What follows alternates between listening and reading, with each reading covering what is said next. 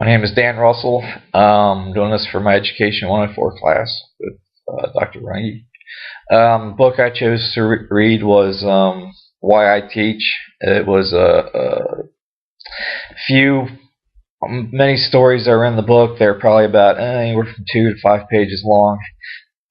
Each story was about a teacher basically explaining how they influence somebody's life with what they do, even if they didn't mean to do it on purpose.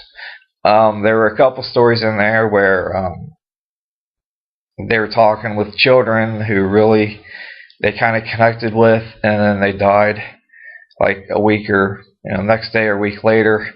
That was very moving to see that happen.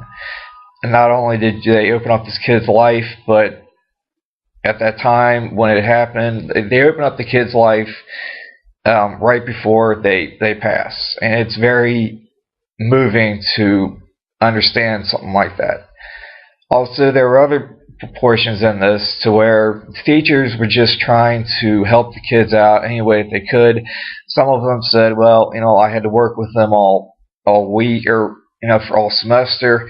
And a couple of them, said, well, I worked with them for a semester, for a year, and I helped them pass that year.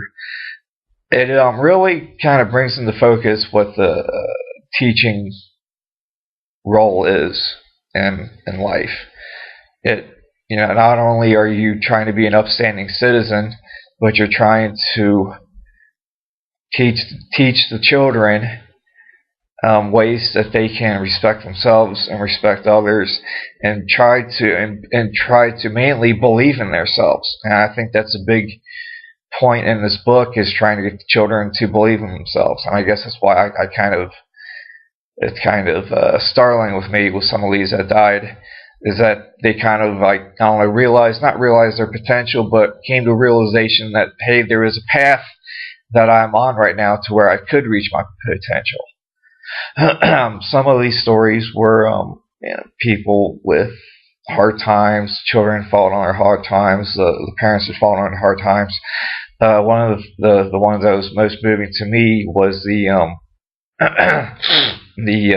teacher who they had to write a letter to one of their parents, and the girl wrote a letter to her mother and gave it to her, and then 3 days, and then she died, and 3 days before Christmas Eve, and I think she died on Christmas Eve. And the mother, before she died, wrote a letter to her son, and during her eulogy at her funeral, the priest read not only the child's story to the mother, but also the mother's reply back to the child for that story. Again, the ones that deal with death are just very extremely moving to me, and that was just the big one right there. It just really just cut deep. Anyway, again, I'm Dan Russell for Dr. Runge's class, EDU-104, time at 3 o'clock on Tuesday. Thank you.